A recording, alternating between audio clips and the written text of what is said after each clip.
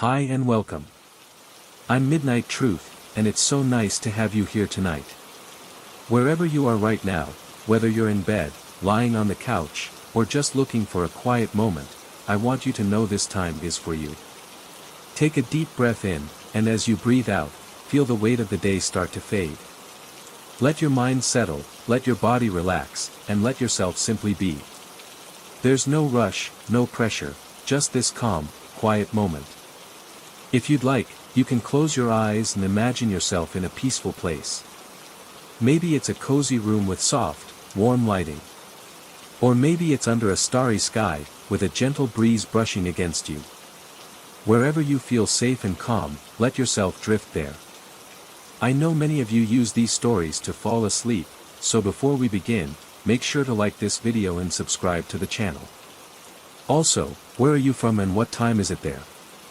Tonight's story is gentle and soothing, perfect to carry you into a deep, restful sleep. So settle in, get comfortable, and let's begin. I didn't move into the house looking for a fresh start. That's what I told myself, anyway. I told myself I was just looking for something affordable, something quiet, something temporary. The truth, though. The truth was that I had nowhere else to go.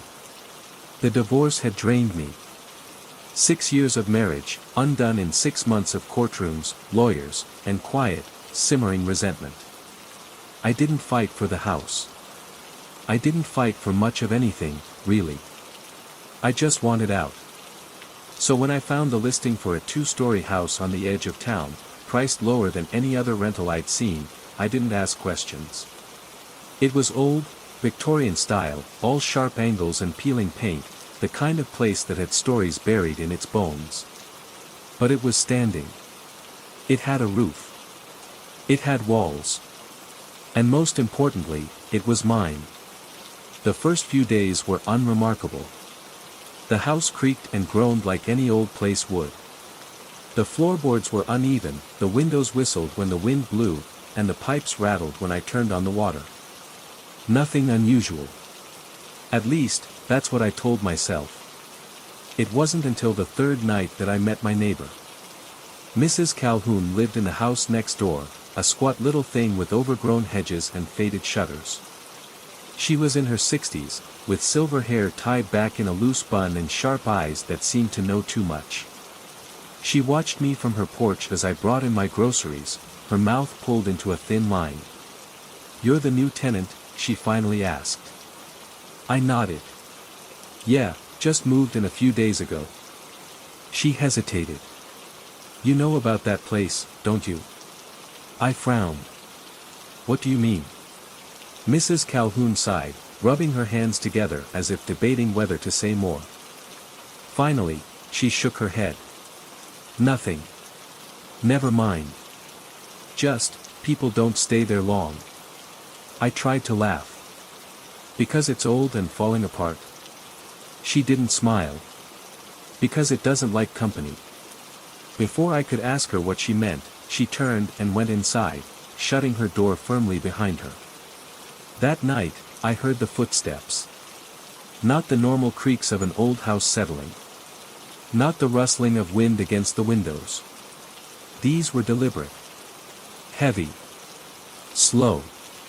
Moving from one end of the hallway to the other. I held my breath, straining to hear.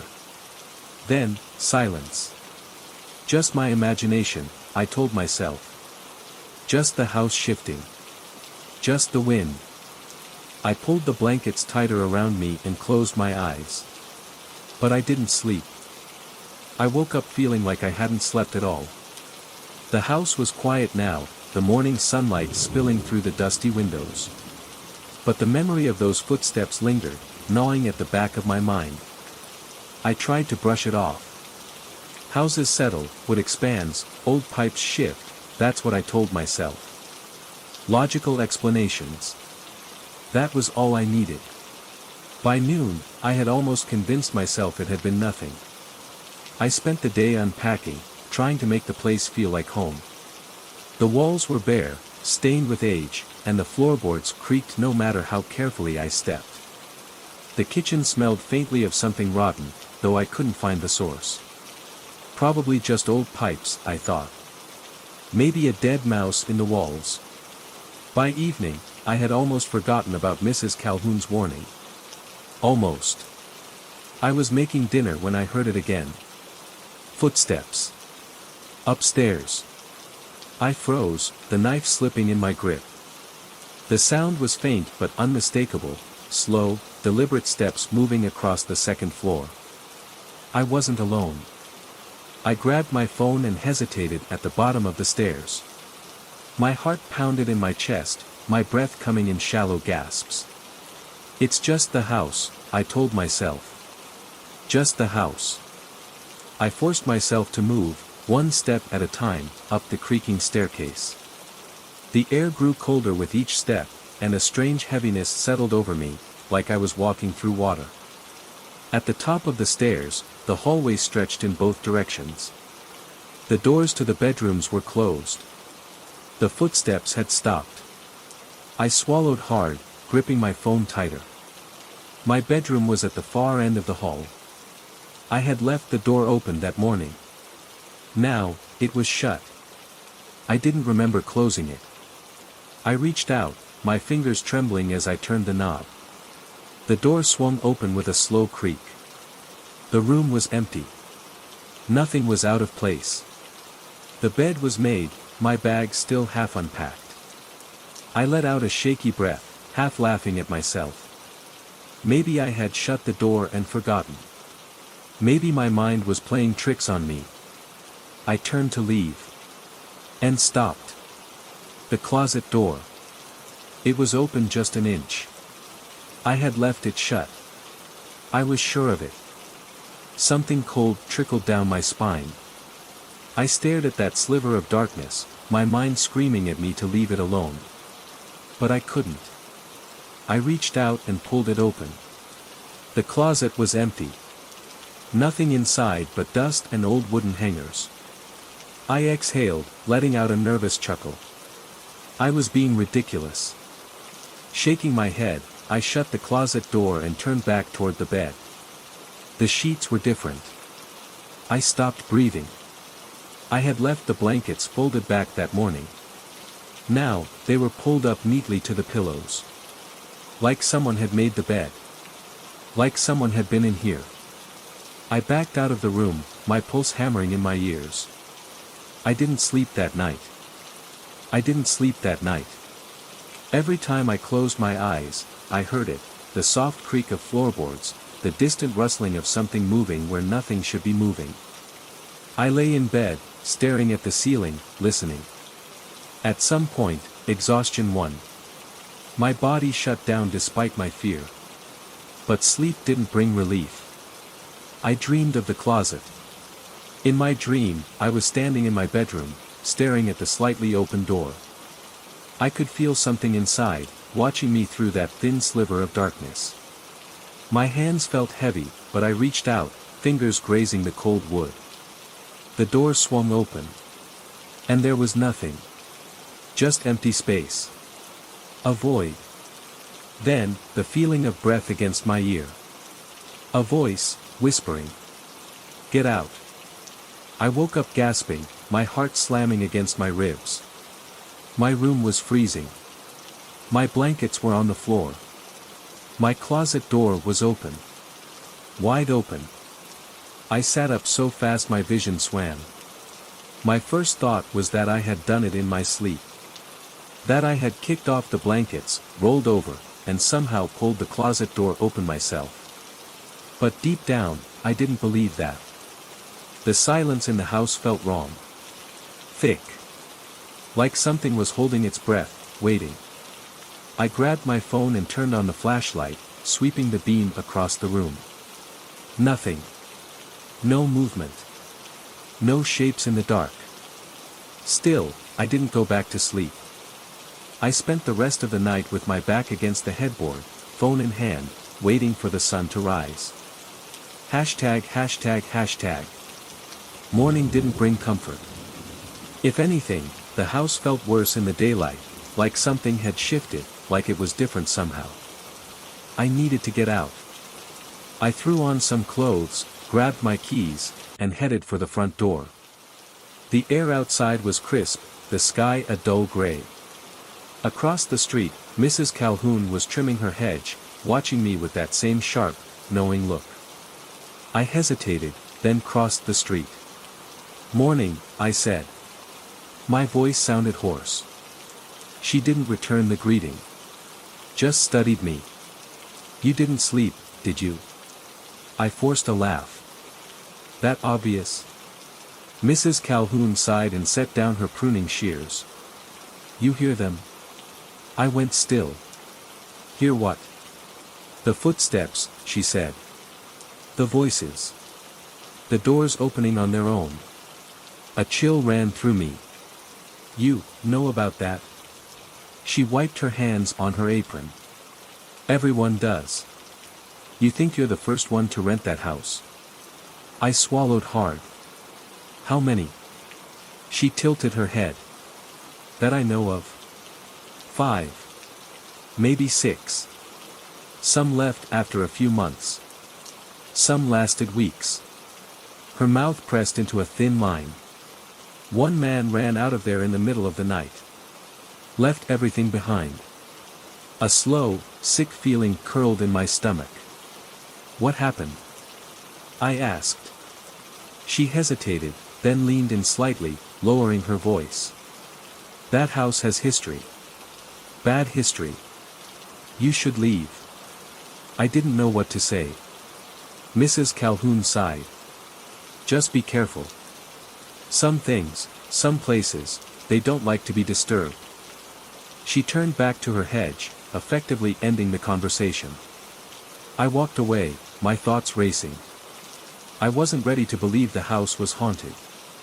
But I couldn't ignore what I had felt, what I had heard. I needed answers. Hashtag. That afternoon, I went to the library. If the house had a bad history, there had to be some record of it. The librarian, an older woman with wire-rimmed glasses, gave me a curious look when I asked about the address. "That's an unusual request," she said. "Looking to buy?" "Just curious," I lied. She pursed her lips. "Let me see what I can find."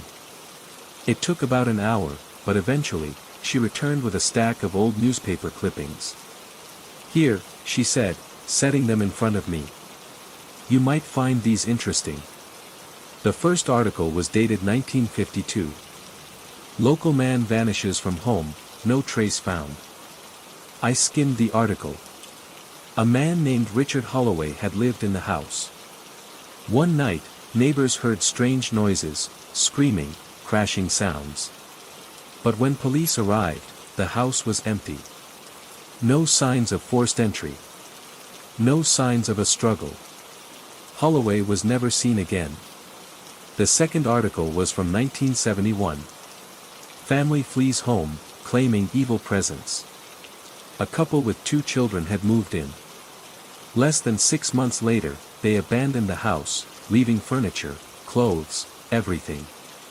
They told reporters they heard voices at night, saw things moving on their own.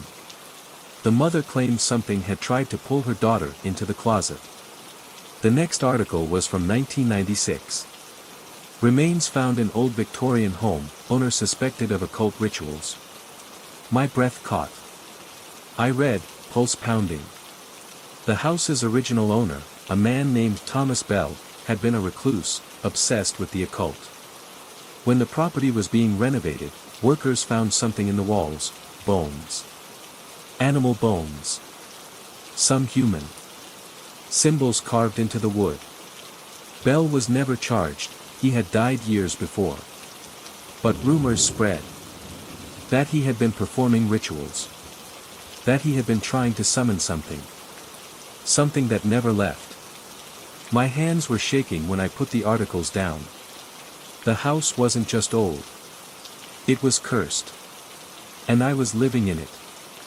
I didn't go back home right away. After reading those articles, the idea of stepping foot inside that house made my skin crawl. Instead, I wandered the streets, walking without any real destination, my thoughts tangled. Thomas Bell. The original owner. Obsessed with the occult. Human bones in the walls. Rituals. I thought about the dreams. The feeling of being watched. The footsteps. Was it all connected? It had to be. But the rational part of my brain still fought against it. Maybe the house was just old, full of weird noises.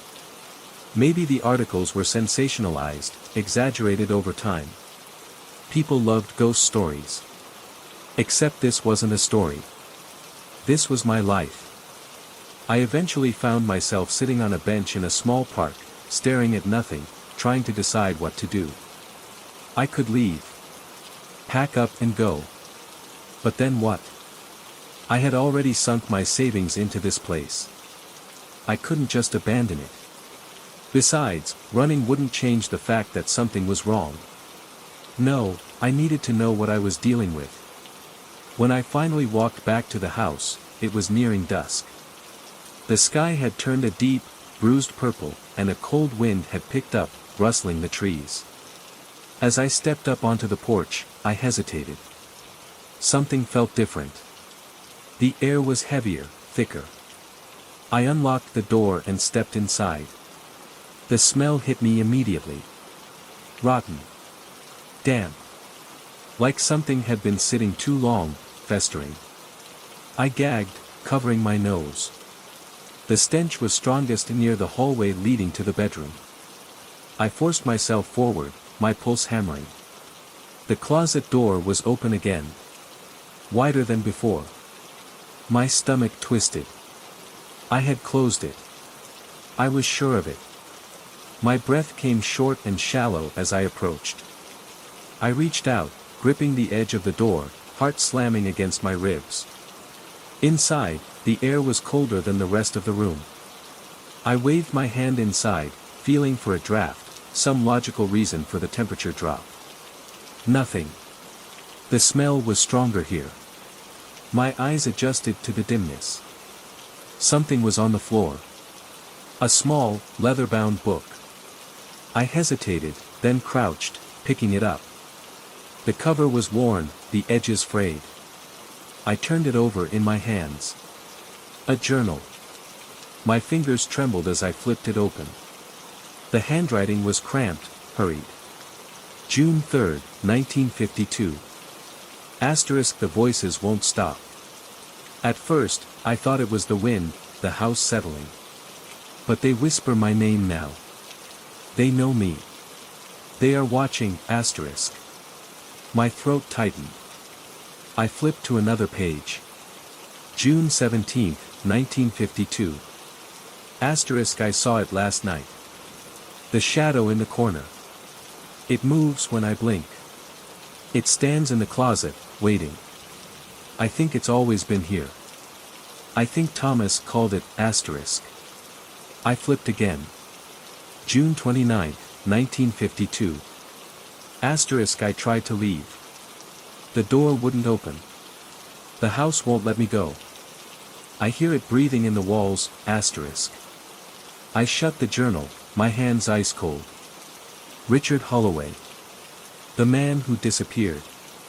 This was his journal. My breath came in quick, uneven bursts. I needed to get out of here. But as I turned toward the bedroom door, something changed. The air around me pressed in, thick, suffocating. The light flickered. Then.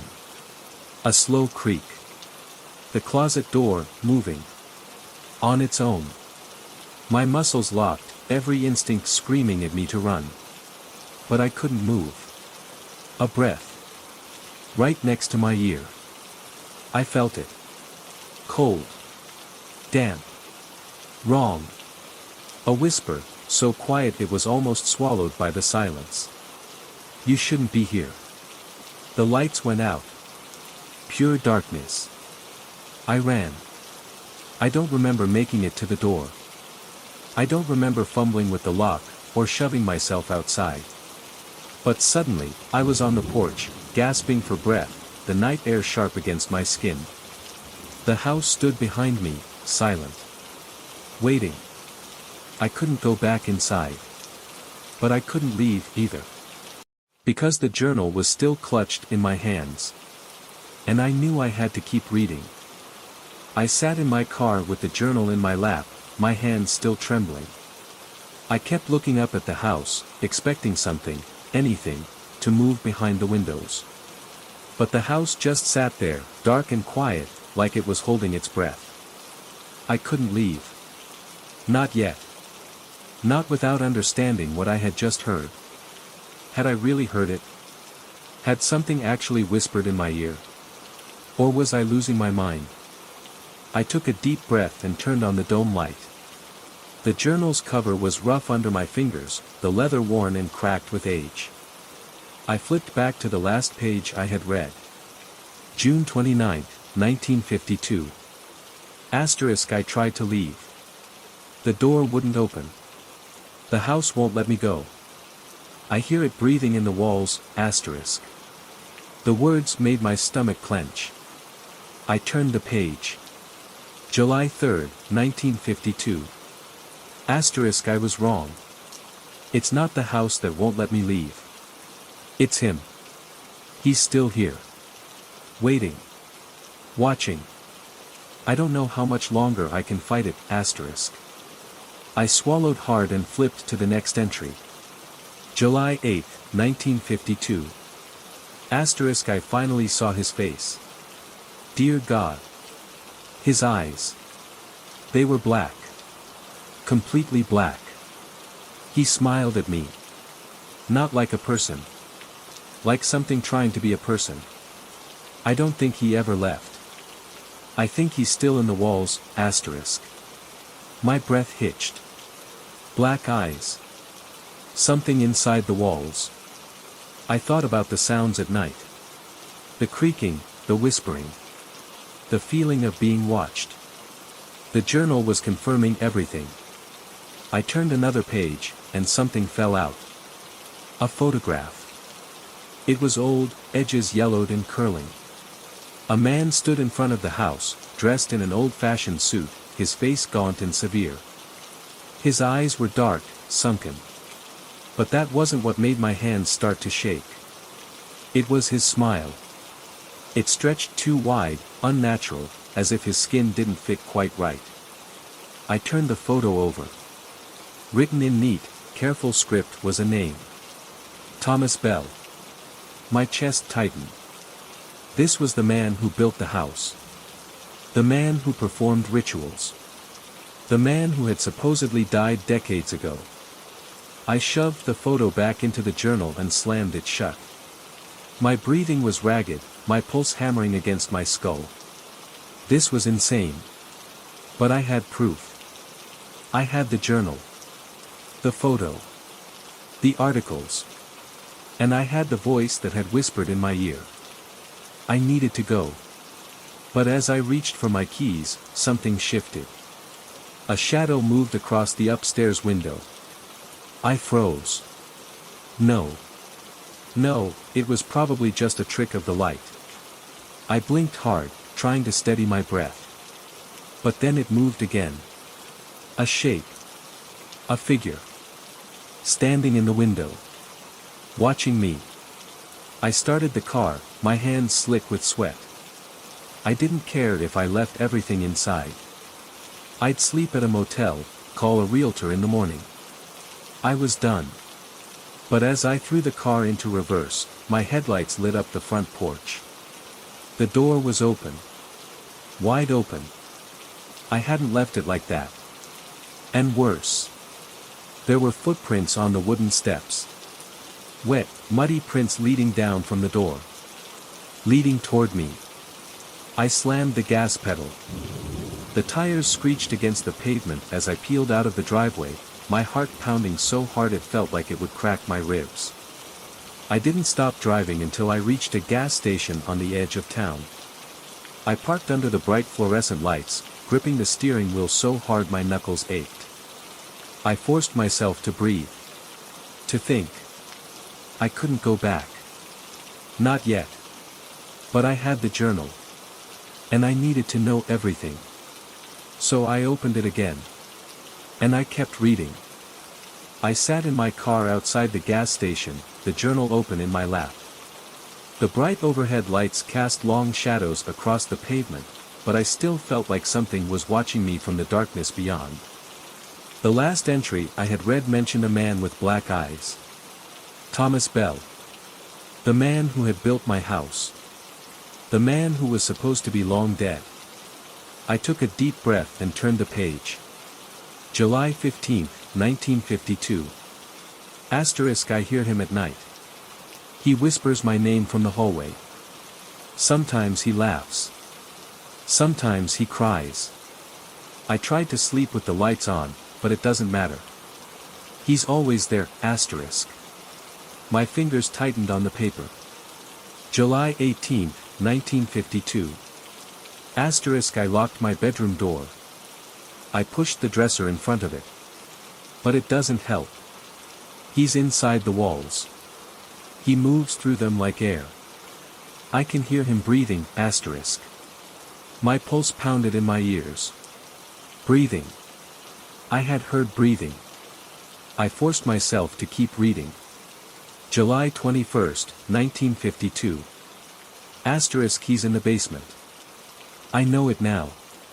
I don't go down there anymore, but I hear the door creak open on its own. I hear the floorboards groan. He's waiting for me to come down.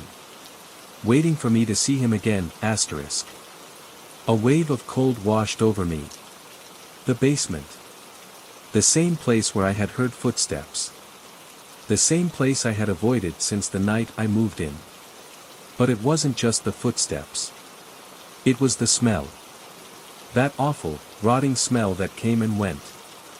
I looked at the next entry, but the page was torn. Several pages, actually. Ripped from the journal completely. I flipped forward, searching for the next date. August 1st, 1952. Asterisk it's done. I did what I had to do. I sealed it up. I don't know if it will hold. God forgive me, I don't know if it will hold, asterisk. Sealed what up? I turned the page, but the next entry was different. The handwriting had changed. It was messy, frantic, like it had been scrawled in a hurry. August 2nd, 1952. He's not gone. The entry ended there. I stared at the page, my hands cold and numb. The writer had tried to seal something up. Something in the basement. But it hadn't worked. I thought about the house. The strange noises. The feeling of being watched. The footprints leading to my car. I wasn't alone in that house. Something was still there. I needed to leave. I needed to call someone, get out of town, find somewhere safe. But then I remembered. The basement door had been locked when I moved in. Locked, with no key. Sealed. Until the night I heard it creak open on its own. My stomach twisted. I had to go back. Not because I wanted to. Not because it was safe. But because I had to know what was waiting for me in that basement. I didn't drive straight back to the house. I couldn't. Not yet. Instead, I sat in the gas station parking lot, gripping the journal like it could somehow protect me from what I had just read. My hands were shaking. My breath came in shallow gulps. I needed to think. The writer of the journal, whoever they were, had tried to seal something in the basement. Something that whispered, that moved through the walls. Something with black eyes. But it hadn't worked. The thought made my stomach turn. I glanced at the gas station attendant inside, a bored-looking teenager scrolling through his phone. Normal. Safe. The real world. Then I looked back at my house in the distance, barely visible down the road. I had to go back. I had to know. With a deep breath, I put the car in drive and pulled onto the road. The closer I got, the colder I felt. By the time I turned onto my street, my hands were like ice on the steering wheel. The house was dark. No lights in the windows. No movement. But the front door. It was still open. My headlights swept across the porch. The muddy footprints were gone. I parked in the driveway, gripping the journal tight. This was insane. I should have just kept driving. Found a motel. Called a realtor in the morning and never stepped foot inside again. But I knew myself. I knew I wouldn't sleep until I saw the basement. Until I knew what had been sealed up. I stepped out of the car. The night air was unnaturally still. No wind. No insects. Nothing. Just silence. I walked up the steps, pausing at the open door. The house smelled stale, like dust and something else. Something rotten, faint but unmistakable. I swallowed hard and stepped inside. The floorboards creaked beneath my weight. It felt different now. Heavier. I closed the door behind me, but it didn't feel like I was alone. I moved cautiously through the house, my heartbeat thudding in my ears. I stopped in front of the basement door. It was closed. But I knew it hadn't been earlier. My hand hovered over the knob. Do it. Before I could talk myself out of it, I turned the handle and pulled the door open. The air that hit me was freezing. Colder than the rest of the house. The basement stairs stretched down into pitch blackness. I reached inside the doorway and fumbled for the light switch. Clicked it on. A single bulb flickered to life, casting a dim, yellow glow over the concrete floor. I stepped onto the first stair. Then the second. The wood groaned under my weight. With every step, the air grew colder. Halfway down, I caught the smell again. Stronger now. Like something had been left to rot in the dark. I reached the bottom.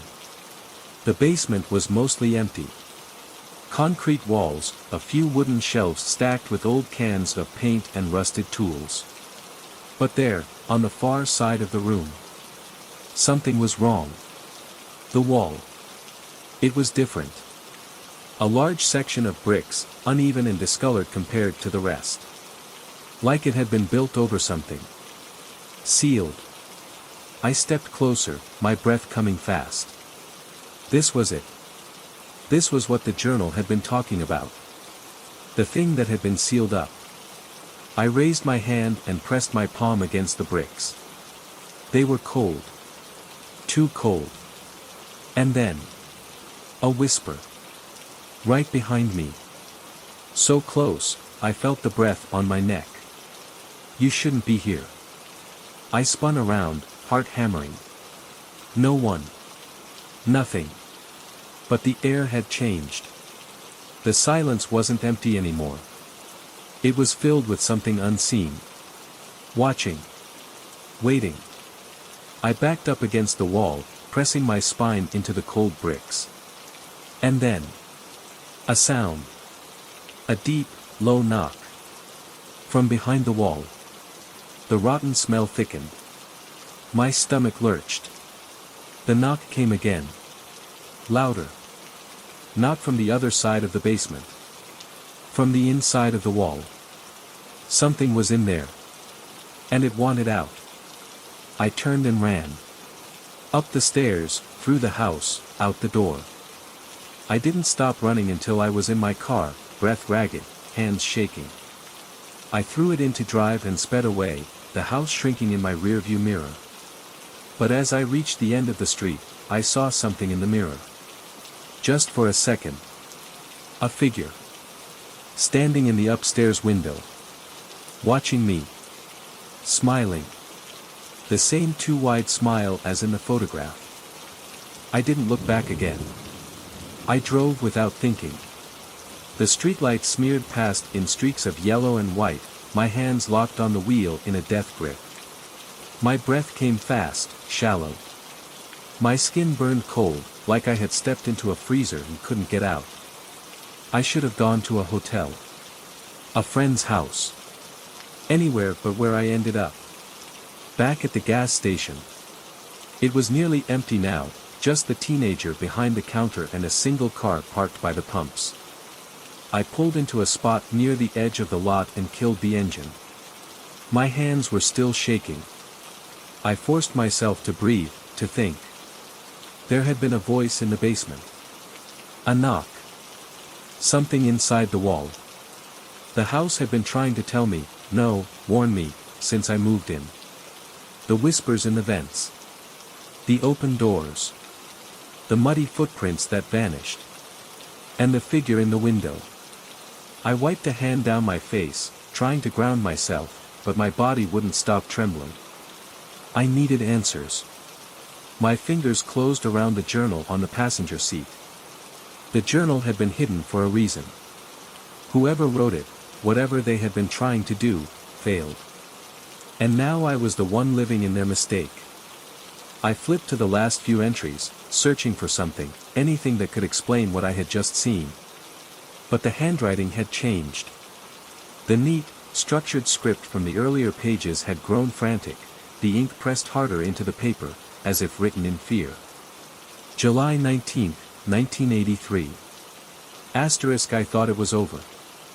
I thought sealing the wall would be enough. But it isn't.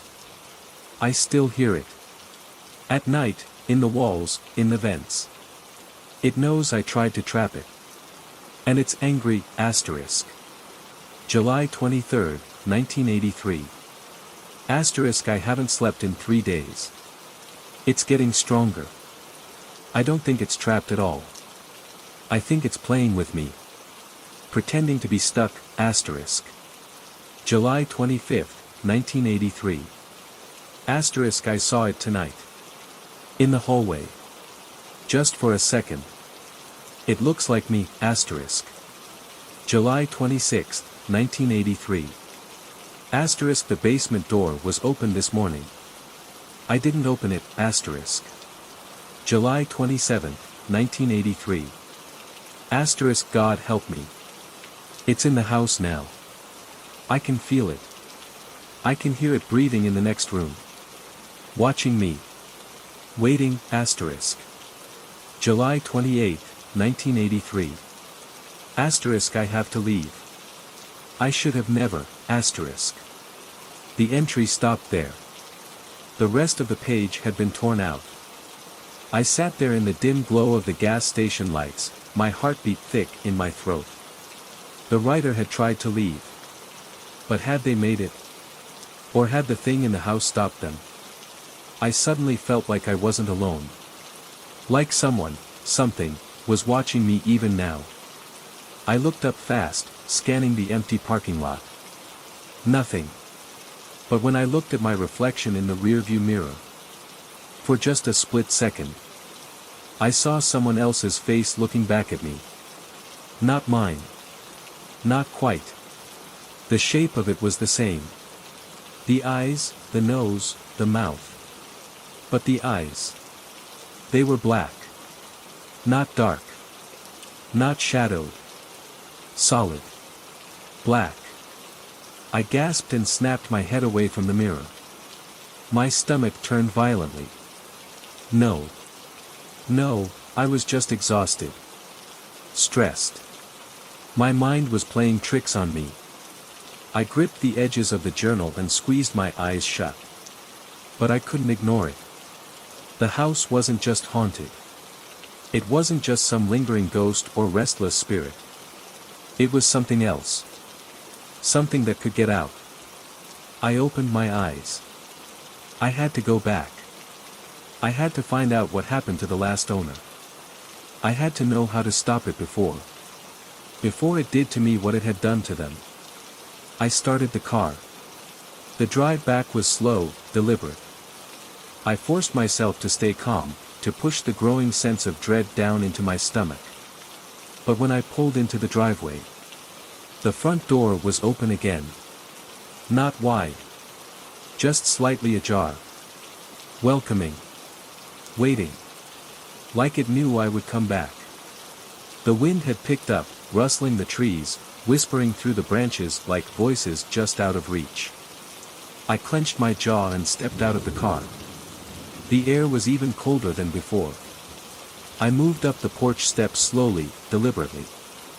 As I reached the door, I pushed it open wider. The house was silent. But something was different. The smell. Before, it had been faint, lingering in the background. Now it was everywhere. Thick. Suffocating.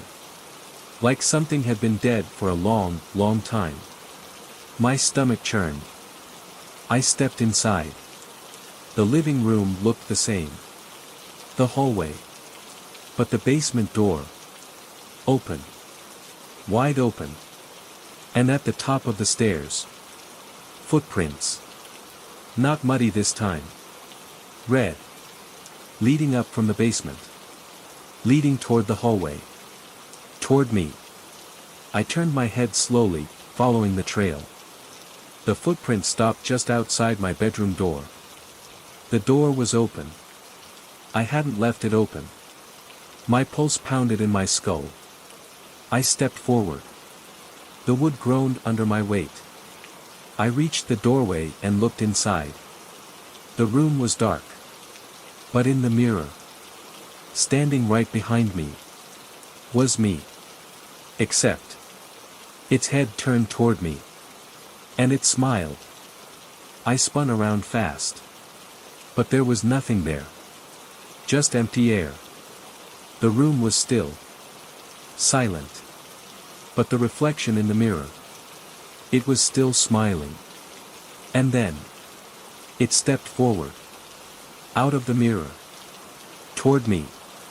The lights went out. The darkness swallowed me whole. A thick, unnatural kind of darkness, where the air itself seemed heavier, pressing against my skin. The house had always felt old, creaky, worn with time, but now, it felt like something else entirely. Something alive. Something breathing. I couldn't see anything. Not the mirror. Not the room. Not even my own hands. But I could hear it. Breathing. Slow, measured, deliberate. Not mine. Too close. My throat locked up. I couldn't move, couldn't blink, couldn't even turn my head. It was right there, inches away, waiting for me to react. A shift in the air. Movement. I stumbled backward, my foot catching on the edge of the rug, and I hit the floor hard. Pain shot up my back, but I barely registered it. I scrambled to my feet, my hands sweeping blindly through the darkness, searching for something, anything, solid. The air felt thicker now. Heavy with a scent that made my stomach lurch. Metallic. Rotting. Then, just as suddenly as it had gone out, the light from the hallway flickered back to life. I turned my head slowly. The mirror was empty. But the footprints, the red, wet footprints, were still there. Leading from the basement. To my room. To me. I forced myself to breathe, to swallow back the rising bile in my throat. This wasn't just a haunting. This wasn't some old house settling, or shadows playing tricks on me. This was something else. Something that knew me. Something that was wearing me. I had to leave. Now. I grabbed my car keys off the dresser, not caring about anything else. The journal, my bags, my clothes, they didn't matter anymore. I just needed to get out of this house, away from whatever had been crawling through its walls, waiting for me to see it. But as I turned toward the door, I saw it. At the end of the hallway. Standing just past the reach of the flickering light. Me. It was wearing my clothes. My face. My posture. But its head. Tilted too far to the side, like a puppet with its strings cut. Its lips curled upward, stretching too wide, too unnatural. It lifted one hand, slow, deliberate. And beckoned. I bolted. Down the hallway, down the stairs, my heartbeat slamming against my ribs. I could hear it behind me, footsteps, too heavy, too loud, moving with unnatural speed. I hit the front door at full force, my fingers clawing at the lock, twisting the handle. It wouldn't move. Locked. I hadn't locked it. A breath, warm, wet, against my neck. I spun, expecting to see it right behind me. But there was nothing. The house was silent. Too silent. Like it was waiting. I backed up against the door, my breath coming in sharp, ragged gasps. I forced myself to think, to push through the blind panic. The windows. If the door wouldn't open, I'd break a window, climb out if I had to. I turned, ready to make a run for the living room. But the house had changed. The hallway was longer now. Impossibly long. The walls stretched, twisting, bending at unnatural angles. The doors that should have led to the kitchen, the bathroom, gone. Only the hallway remained. And at the end of it, where the darkness swallowed the last flicker of light. It was waiting. Smiling. Then. It started walking toward me. Slow at first. Deliberate. Then faster. And faster. Until it was running. I screamed.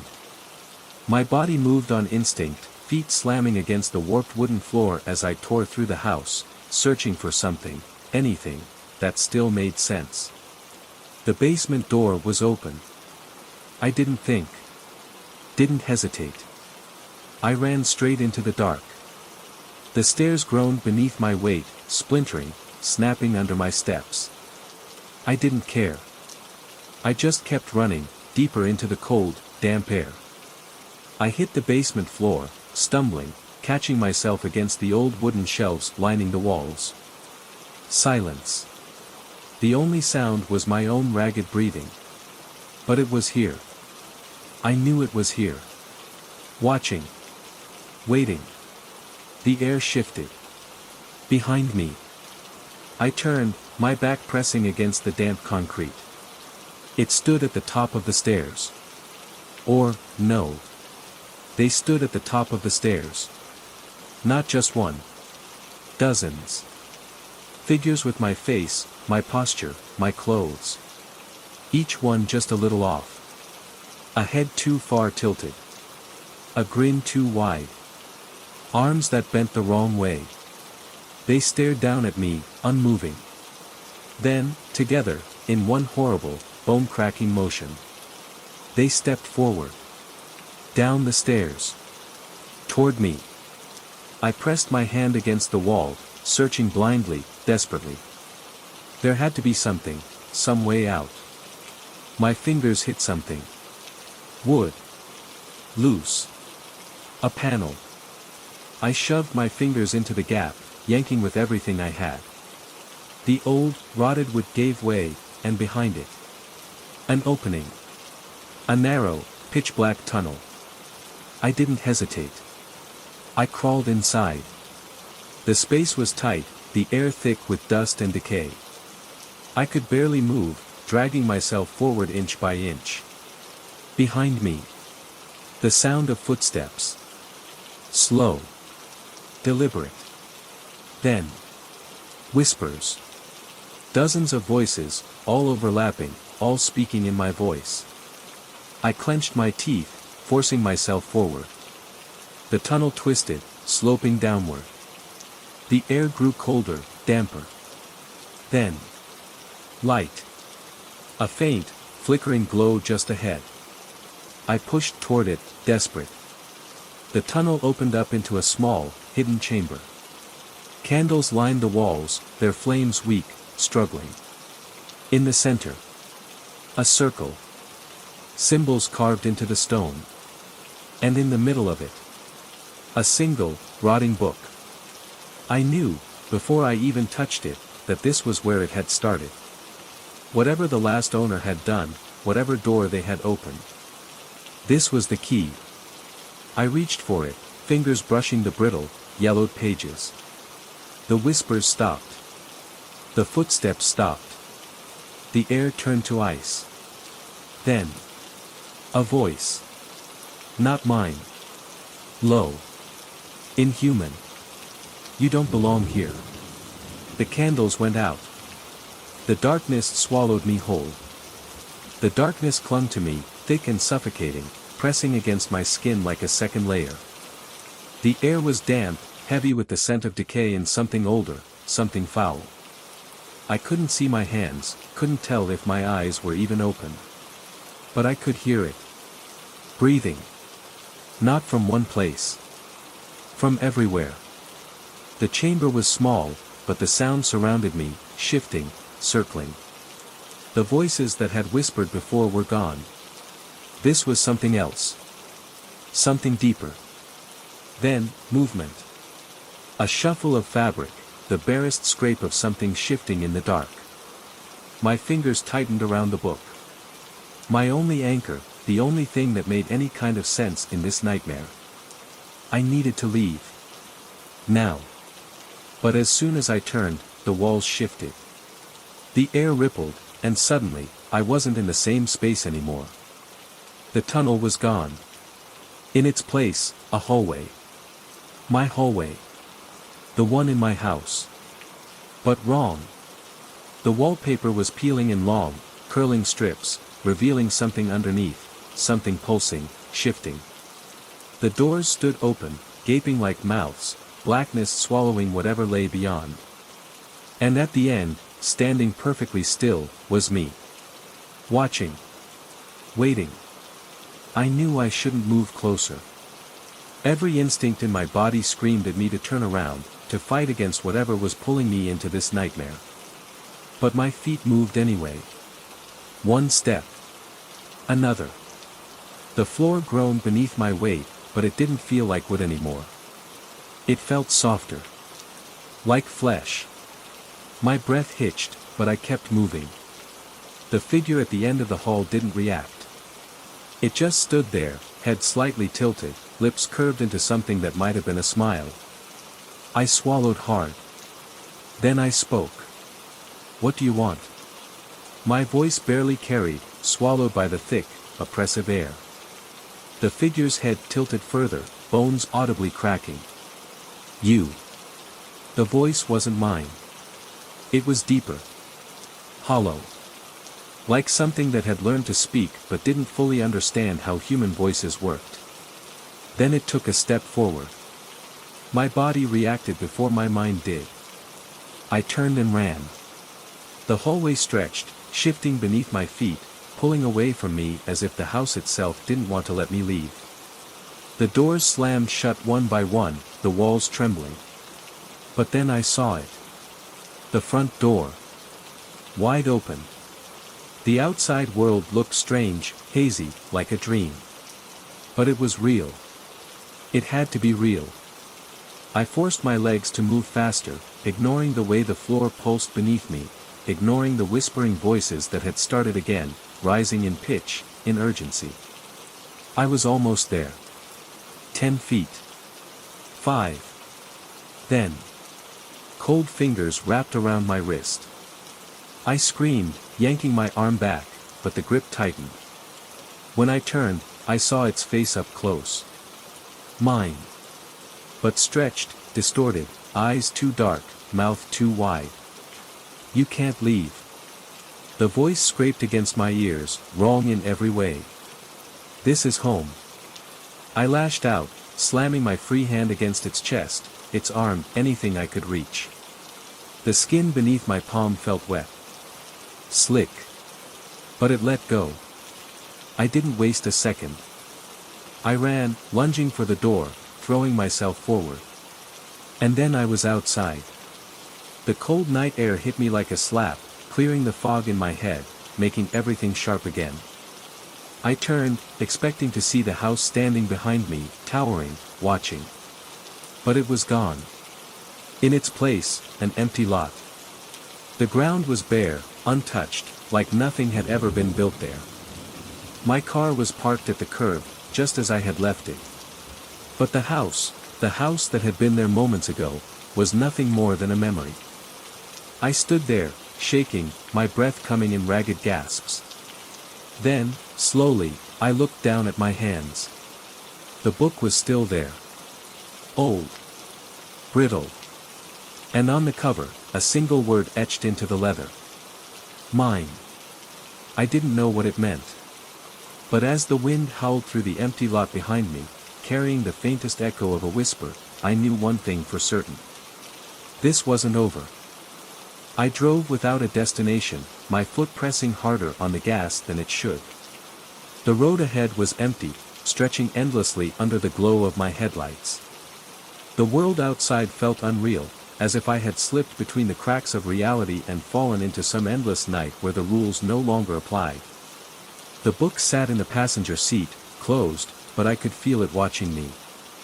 Not in the way a person watches, but in the way something ancient does, something patient.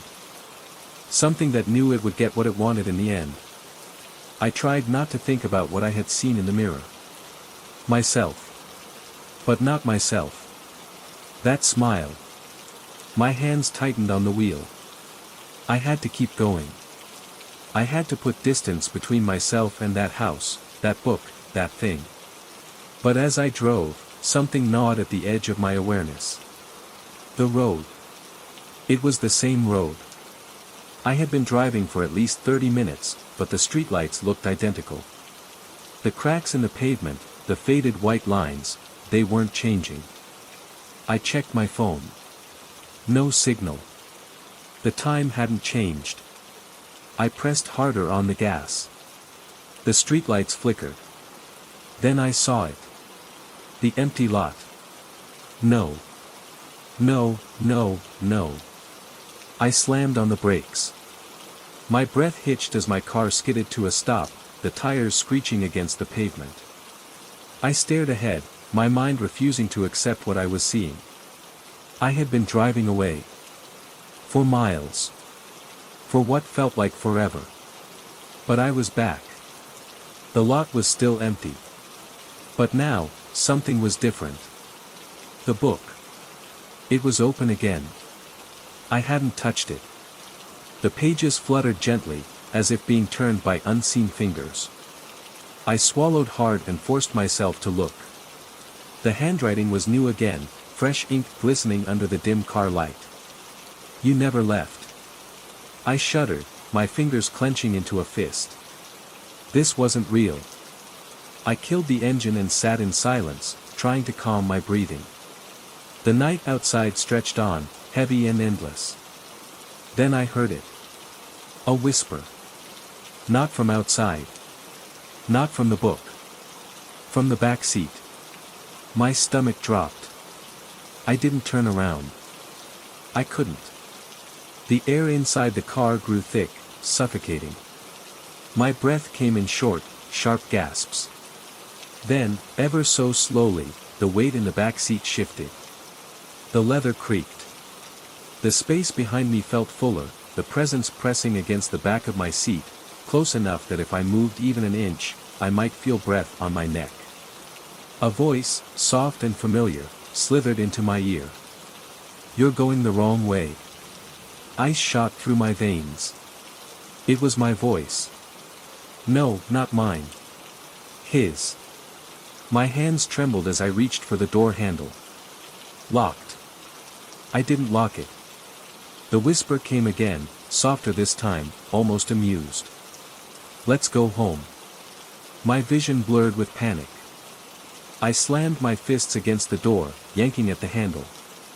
Nothing. Then, from the corner of my eye, I saw movement in the rearview mirror. Slowly, hesitantly, I glanced up. The reflection staring back wasn't mine. It looked like me, same face, same tired eyes, same sweat-soaked hair. But it was wrong. Its skin rippled, shifting like something beneath it was trying to break free. Its mouth stretched too wide. And it was smiling. You can't leave, it whispered. My scream barely had time to escape before the lights flickered, and the world went black. When I woke up, I was standing in the empty lot. My car was gone. The book was gone. The air was still. Silent. But the house. The house was back. It stood before me, as if it had never vanished, its windows dark and yawning, its door slightly ajar. Waiting. I took a step back, my heart hammering. I had escaped. I had left. hadn't I? Then I heard it. A familiar voice. Coming from inside the house. Come in. We've been waiting. The door creaked open wider. Inside, I saw myself. Standing in the hallway. Smiling. Welcome home. The last thing I felt before everything went dark again was cold hands wrapping around my wrists. Pulling me inside. Story 2. I never wanted to move into that house. But life has a way of forcing decisions upon you. After my divorce, I needed a fresh start. My savings were limited, and this house, this old, forgotten house on the edge of town, was the only thing I could afford. It was bigger than I needed, with high ceilings and wooden floors that groaned under the slightest weight. The price was suspiciously low, but I convinced myself that it was simply old, that no one wanted the hassle of upkeep. The first time I stepped inside, the air was thick, carrying a scent of dust and something faintly metallic. The walls were painted a pale yellow, peeling at the edges like the skin of something long dead. But it was quiet, and that's what I needed most, a place to be alone with my thoughts, to rebuild my life. The moving company arrived late. By the time they finished unloading, the sun was dipping below the horizon, casting long shadows across the floor. The house seemed different in the dim light, darker, almost watchful. But I shook off the feeling.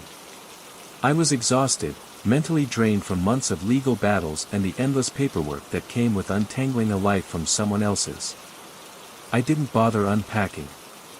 I dragged a mattress onto the floor in the bedroom upstairs and collapsed onto it. That was the first time I heard it. A soft creak, like someone shifting their weight just outside my bedroom door. I held my breath, listening. The house settled around me, wood contracting as the night air cooled. My heart slowed. Old houses make noises, I reminded myself. It was nothing. But as I drifted toward sleep, I could have sworn I heard breathing. Slow. Measured. Just outside the door. I turned onto my side, telling myself it was my imagination. But as I pulled the blanket up to my chin, the floor groaned again, closer this time. I shut my eyes tight and forced myself to sleep. The next morning, the house felt normal again. Sunlight streamed through the windows, making the wooden floors glow with warmth. The air smelled of coffee and toast. I almost laughed at myself for being so jumpy the night before. I spent the day unpacking. By noon, I had most of the kitchen in order, though the rest of the house remained a disaster. The house had quirks, doors that didn't quite close all the way, windows that rattled in the breeze, but nothing out of the ordinary for a place this old. In the afternoon, I met the neighbor, an older woman named Mrs. Callahan. She lived in the house across the street, a small thing with a sagging porch and a yard overrun with weeds. "You bought the old Holloway place?" she asked, peering at me with narrowed eyes. I nodded, shifting the grocery bag in my arms. "Yeah, just moved in yesterday." She sucked in a breath, shaking her head. "Did they tell you about the others?" A cold weight settled in my stomach. "What others?" She glanced over her shoulder, as if making sure no one was listening. Then she leaned in, lowering her voice. "The last man who lived there, he left in the middle of the night. Ran out screaming, they say. Never came back." I forced a laugh, though my hands tightened around the grocery bag. "Why? What happened?" She hesitated. "People say the house is cursed. That something walks the halls at night." A shiver crawled down my spine, but I masked it with a polite smile.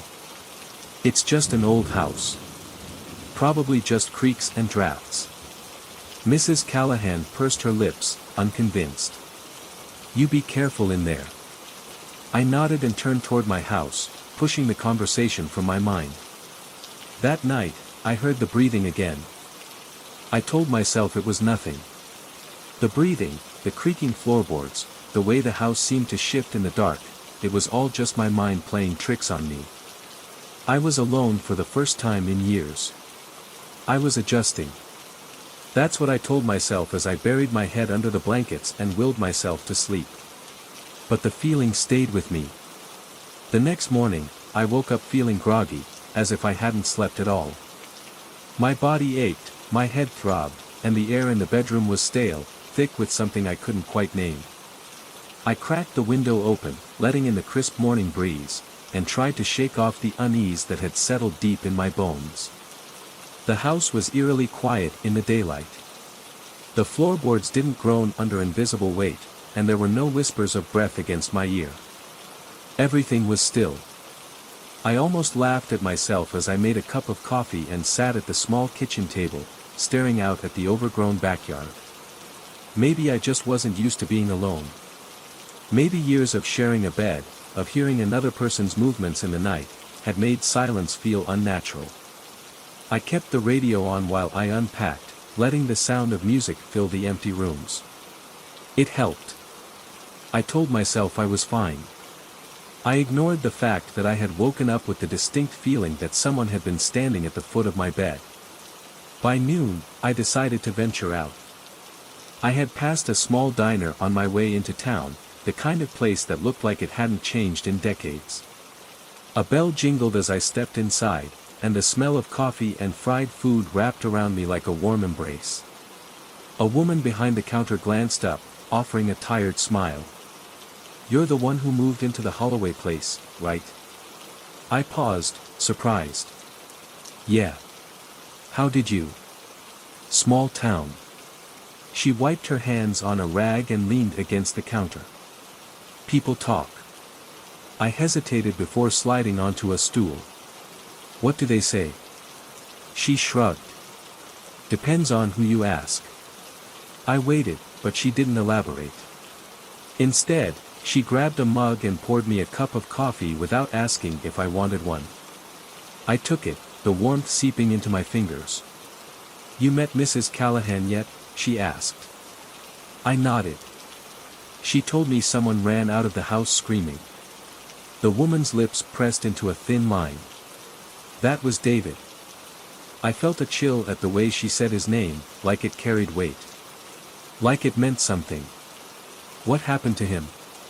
She shook her head. "No one really knows. He showed up here in the middle of the night, barefoot and shaking.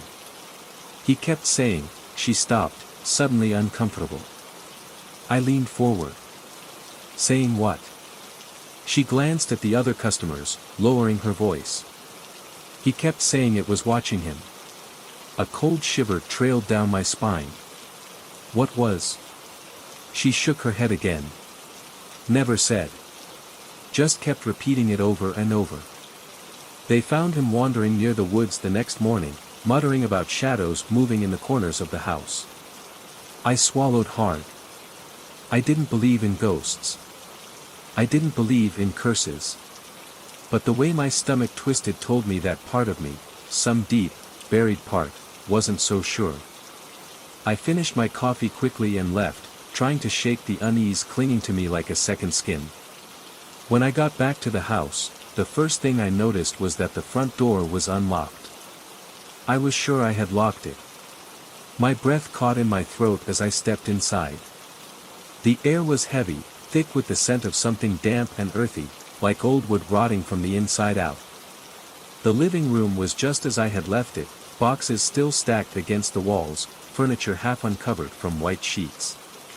Nothing was out of place. And yet, I couldn't shake the feeling that something had been here. I checked the windows, the back door. Everything was locked. Everything should have been fine. But as I walked through the house, a slow, creeping dread curled around me like a fog. The air in the hallway was colder than the rest of the house. And on the floor, just outside my bedroom door, was a single wet footprint. I stared at it, my breath catching in my throat. It was small. Too small to be mine. The boards beneath it were damp, the wood darkened as if something had been standing there for a long time, watching. I swallowed, my mouth suddenly dry. I wanted to tell myself I had tracked it in. That it was mine. But my feet were dry. My shoes were by the door. I forced myself to step over it, heart pounding in my ears. I checked the bedroom, the closet, under the bed. Nothing. I was alone. I had to be. That night, I locked my bedroom door. And that was the first time I heard the whisper. A single word, so soft I almost convinced myself I imagined it. Stay. I didn't sleep that night. I lay in bed, staring at the ceiling, listening to the silence press in around me. Every creak of the house made my skin prickle. Every shift in the shadows made my breath catch in my throat. I told myself I had imagined the whisper. That exhaustion was playing tricks on me. But no matter how many times I tried to reason with myself, I couldn't shake the feeling that something had stood just outside my door, whispering. Watching. By the time the first light of morning seeped through the curtains, my body was stiff with exhaustion, my muscles aching from staying tense all night. I forced myself out of bed, rubbing my eyes, trying to shake off the weight of sleep deprivation. The house felt different in the daylight. Less oppressive. Less wrong. Still, I checked every room. I told myself it was just to ease my nerves, but the truth was, I needed to be sure. Nothing was out of place. No footprints. No whispers. It was fine. I was fine. I tried to settle into a routine. Work, unpack, eat, sleep. Repeat. But the house wouldn't let me. By the third night, the noises had become impossible to ignore. It started with the footsteps. Slow, deliberate, pacing the hallway just outside my bedroom. I froze under the covers, my body rigid, listening. One step. Then another. Closer. Then stopping. Right outside my door. I held my breath, my pulse hammering so hard I could hear it in my ears. I stared at the crack beneath the door, expecting, dreading asterisk, to see shadows shift, to see movement. But there was nothing. Minutes passed. Then, just as I began to convince myself it was my imagination, the doorknob rattled. I sat up so fast my vision blurred. The metal jiggled again, soft at first, then harder, as if someone was testing it. Trying to see if it was locked. My throat closed, terror gripping me like a vice. And then, silence. The air was thick, pressing down on me, suffocating. I didn't move. Didn't breathe. I just listened. After what felt like hours, I reached for my phone with shaking fingers, turning on the flashlight. I forced myself out of bed, every step slow, deliberate. The doorknob was still. The hallway was empty. But the air was ice cold. I checked the front door. Still locked. The windows. Still latched. Nothing made sense. I told myself it was just the house settling. Just the wind. Just anything other than what I feared it really was. But deep down, I knew better. I wasn't alone. Something was here. And it wanted me to know. I didn't sleep after that. Every time I closed my eyes, I imagined the sound of the doorknob rattling, the slow, heavy footsteps pacing outside my room. I kept the light on, sitting up in bed, watching the door, waiting. But nothing else happened. Not that night, at least. By morning, I was exhausted, my head throbbing from lack of sleep.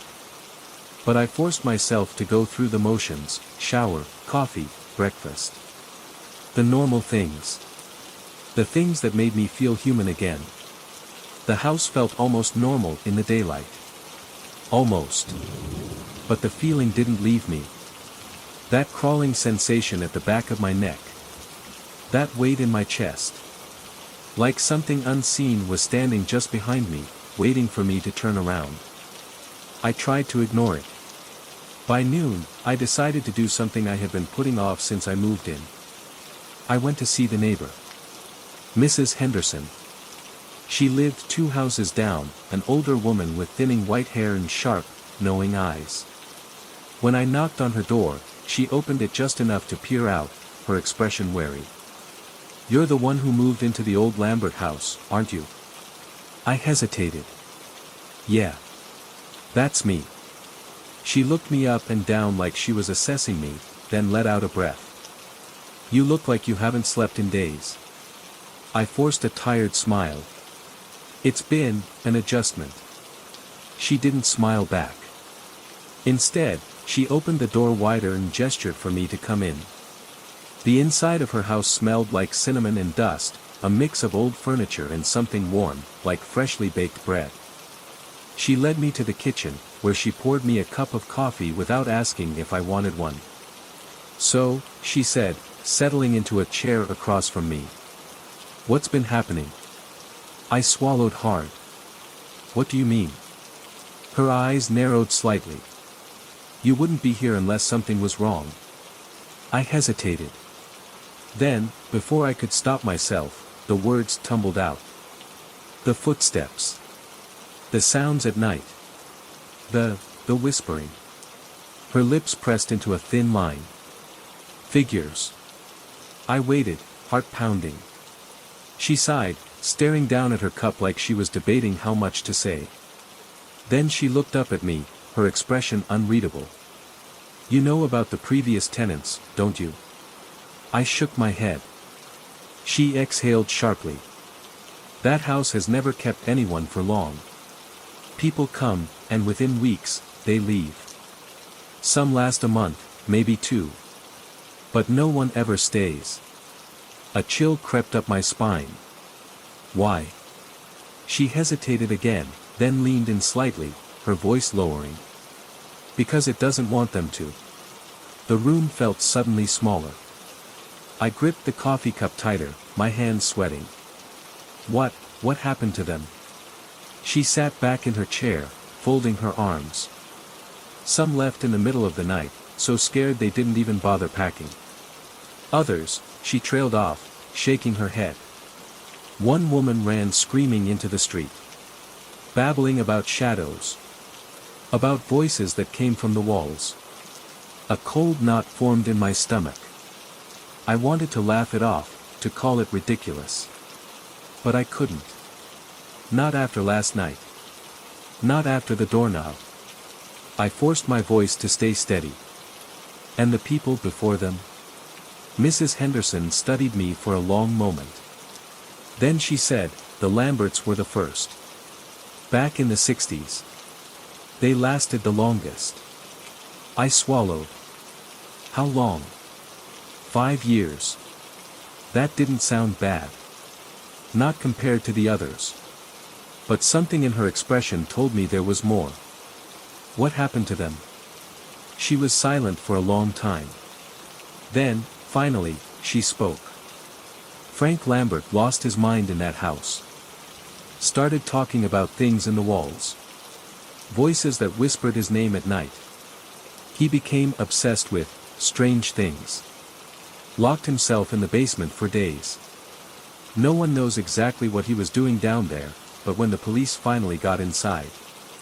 She stopped. I leaned forward. "What?" She shook her head.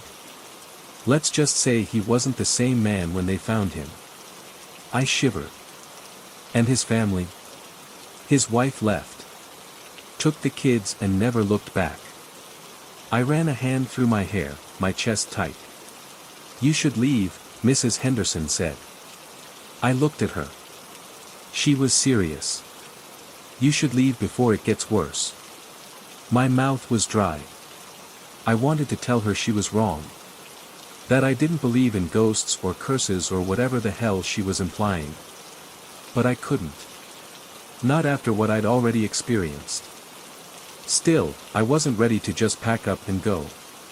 Not yet. I forced a weak smile. "I'll be fine." She didn't smile back. Instead, she reached into a drawer and pulled something out, pressing it into my hand. A small, rusted key. I frowned. "What's this?" She met my eyes. "The basement. If you're going to stay, you should at least know what you're dealing with." A cold shiver ran down my spine. I opened my mouth to ask her what she meant, but she was already standing, walking me to the door. As I stepped outside, she placed a hand on my arm, her grip firm. "Be careful," she said. Then she shut the door. I stared at the key in my palm, my stomach twisting. The basement. I hadn't even tried to go down there yet. But now, standing in the bright afternoon sun, I had a feeling that whatever answers I was looking for, they were waiting for me down there. I stood outside Mrs. Henderson's house for a long moment, staring down at the rusted key in my palm. It was small, old, the metal corroded from years of neglect. The weight of it felt unnatural, like it didn't belong in my hand. The basement. I had barely given it a second thought since moving in. The door had been locked when I arrived, and I had assumed it was just a storage space, filled with forgotten relics from whoever had owned the house before me. But now, with Mrs. Henderson's words echoing in my head, I realized that wasn't the case. Something had happened down there. Something that made her believe I needed to leave. I walked back to my house, gripping the key tightly, my mind racing. I could leave. I could pack my things and go, just like everyone else had. But something inside me refused. Maybe it was pride, maybe stubbornness, or maybe it was the gnawing curiosity that had been growing ever since I stepped foot in this house. Whatever it was stronger than my fear. For now. The house felt colder when I stepped inside, the air heavy, almost expectant. As if it knew what I was about to do. I ran my fingers along the peeling wallpaper, my footsteps slow as I moved through the hallway, past the kitchen, and stopped in front of the basement door. The wood was old, warped from time, with deep scratches near the bottom, like something had clawed at it, desperate to get out. I swallowed hard. Don't be stupid. It's just a house. I slipped the key into the lock, twisting it. A sharp click. The door groaned as I pushed it open, the hinges protesting from years of disuse. A gust of air hit me from the darkness below, cold, damp, carrying a faint, acrid scent. Something metallic, like rust. Or blood. I hesitated, heart pounding. Then I reached inside and felt along the wall, searching for a light switch. My fingers brushed against a chain, and I pulled. A single, flickering bulb illuminated the stairwell, casting long, distorted shadows along the concrete walls. The steps were wooden, uneven, and creaked under my weight as I slowly descended. The deeper I went, the colder it became. By the time I reached the bottom, my breath was visible in the dim light. The basement was small, the air thick with dust. Old wooden shelves lined the walls, stacked with forgotten junk, rusted tools, broken furniture, yellowed newspapers. But my attention wasn't on any of that. My eyes were fixed on the far corner of the room. There was something there. A shape. At first, I thought it was just another pile of debris, but as I stepped closer, I realized. It was a chair. An old wooden chair, sitting in the center of a circle. A circle made of symbols. My stomach twisted. The markings were carved into the concrete, deep grooves forming patterns I didn't understand. Strange, intricate shapes, spirals, jagged lines that almost seemed to move when I looked at them. I crouched down, running my fingers over one of the carvings. The edges were sharp, fresh, as if they had been made recently. A sudden sound made me freeze. A whisper. Soft. Almost, behind me. I spun around, my breath catching in my throat. Nothing. Just the shadows cast by the flickering bulb. I exhaled shakily, rubbing my arms against the cold. Get a grip. I turned back to the symbols, forcing myself to stay focused. This had to be connected to what Mrs. Henderson had said. To whatever happened to Frank Lambert. Had he made these? Had he sat in that chair, whispering to something in the dark? My gaze fell to the center of the circle, where something was lying on the ground. A book. I reached for it hesitantly, the leather cover dry and cracked beneath my fingers. When I lifted it, a cloud of dust rose into the air. The title was barely legible, the letters faded with time. But I could still make them out. The Key and the Gate. I swallowed hard. This wasn't some ordinary book. I flipped it open, skimming through the pages. The writing was cramped, messy, scrawled in dark ink. Notes filled the margins, frantic scribbles in a language I didn't recognize. And then, near the back, a name. Frank Lambert. My hands shook as I turned the page, my pulse pounding in my ears. The entry was dated August 17, 1964. Asterisk, it spoke to me again tonight. The voice is clearer now. It knows my name.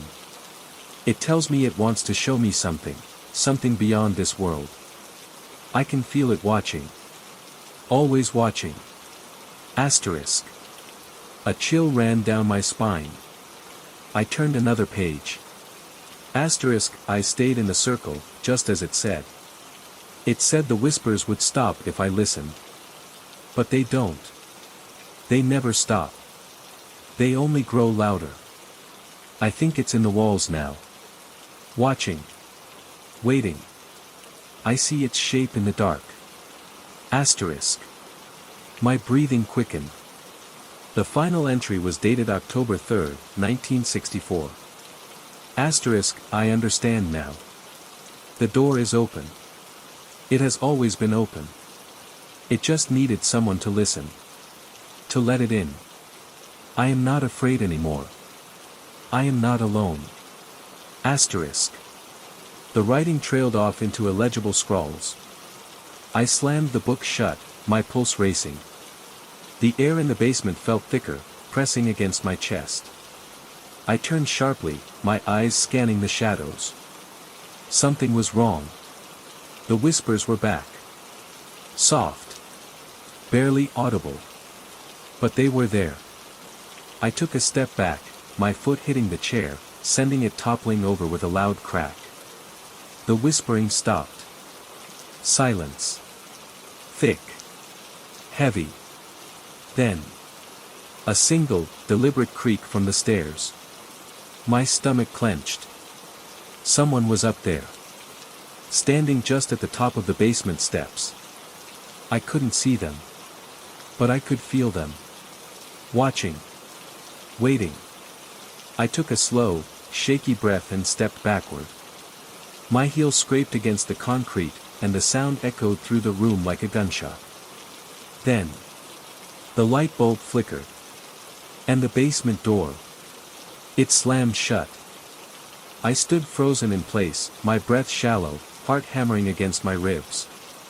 The basement door had slammed shut with such force that dust rained down from the exposed wooden beams above. The bulb overhead flickered wildly, casting erratic shadows that crawled along the walls like living things. For a long moment, there was nothing but silence. Then. Footsteps. Heavy. Deliberate. Pacing just beyond the door. My mouth went dry. My first instinct was to call out, demand to know who was there, but something deep in my gut stopped me. This wasn't a person. I didn't know how I knew that, but I did. I backed away, pressing myself against the cold concrete wall, gripping the book in my hand so tightly the leather creaked. My mind raced for an explanation, an old house settling, a gust of wind, maybe even a prank from some neighborhood kid. But none of that made sense. Not the way the air had shifted. Not the way the whispers had stopped the moment the chair fell. Not the way I could feel something just beyond the door, waiting. The footsteps stopped. A single knock. Soft. Gentle. Like a question. I swallowed hard. My pulse thudded in my ears. I took a slow step forward, reaching out, fingers trembling as they brushed the doorknob. It was ice cold. I hesitated. Then. A voice. Not whispered. Not distant. Right against the door. Asterisk, let me in. Asterisk. My stomach turned to ice. I jerked my hand away from the knob, stumbling back. No. No, no, no. I turned, looking for another way out. There had to be something, a window, a hatch, anything. The shelves. They lined the walls, filled with old junk, forgotten and dust-covered. But past them, along the far end of the basement, I spotted a vent, half hidden behind a stack of rotting wooden crates. It was small, maybe just wide enough for me to squeeze through if I could pry it open. Behind me, the knob rattled. I didn't waste another second. I ran. My feet barely made a sound on the concrete as I darted across the room, shoving the crates aside.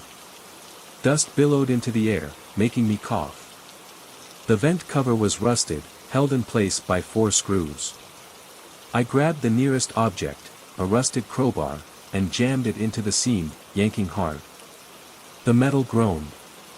Behind me, the knocking stopped. Silence. I turned, heart slamming against my ribs. The door was open. Not wide. Just a crack.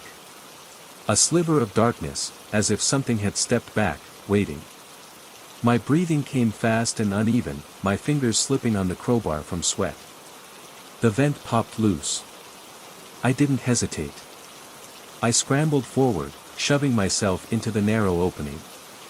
The metal scraped against my back, the cold biting through my shirt. My legs kicked against the concrete as I pushed, my shoulders barely fitting through the space. Then. A sound. Not footsteps. Not knocking. Breathing. Slow. Heavy. Coming from inside the basement. A hand brushed my ankle. I screamed, kicking wildly, forcing myself through the vent. My foot connected with something solid, and there was a low, guttural noise, something between a growl and a laugh. I heaved myself forward, tumbling out onto the dirt outside. My hands hit the frozen ground, knees scraping against gravel. I didn't stop. I ran. I didn't look back. Not as I sprinted through the overgrown backyard. Not as I stumbled up the porch steps and into my house, slamming the door behind me, chest heaving. Only when I was inside, back pressed against the door, did I finally let myself breathe. Silence. No footsteps. No knocking. Nothing. The house was still. But the air felt wrong. Like something had changed. I turned, slowly, scanning the living room. My eyes landed on the hallway. The basement door was closed. Not just closed. Locked. The rusted key, the one Mrs. Henderson had given me, lay on the floor just in front of it. I hadn't locked it. I hadn't even shut it. Something had. A shiver ran through me. I forced myself to move, picking up the key with trembling fingers, staring at the door as if it might swing open again at any second. I needed to leave. I knew that now. But as I stood there, frozen in place, something shifted in the air. A presence. Not outside. Not in the basement. Here. With me. I wasn't alone. And whatever had been waiting in the dark. It was inside the house now. I didn't sleep that night. Even after locking every door, checking every window, and wedging a chair beneath the basement handle, I couldn't shake the feeling that something was still inside with me. Every shadow felt too long, every creak in the floor sent my heart racing. I sat on the couch, staring at the basement door, waiting. Nothing happened. No knocks. No whispers. Just silence. But that was almost worse. At some point, exhaustion won. My head lolled forward, and I must have dozed off because I woke up to the sound of something scratching against wood. Not loud. Not frantic. Slow. Measured. Right outside my bedroom door. I wasn't in the living room anymore. My heart lurched. I didn't remember coming to bed. I didn't remember moving at all. But here I was, under the blankets, door closed. I swallowed hard, listening. Scratch. Scratch. A long pause. Then a click, like nails tapping against the doorframe. I held my breath, throat tightening. The air in the room was thick, heavy. Cold. My skin prickled as I reached out slowly, fingers groping for my phone on the nightstand. I turned the screen on. 3:13 a.m. The sound stopped. I stared at the door, my pulse a steady drumbeat in my ears. Had I imagined it? Maybe I'd been dreaming. Maybe. The handle moved. A slow, deliberate twist. I sucked in a sharp breath, going rigid beneath the blankets.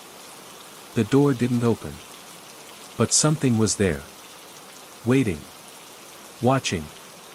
A long silence stretched between us. I didn't move. Didn't breathe. Then, from the other side of the door. A whisper. Not words. Just breath. Shallow. Ragged.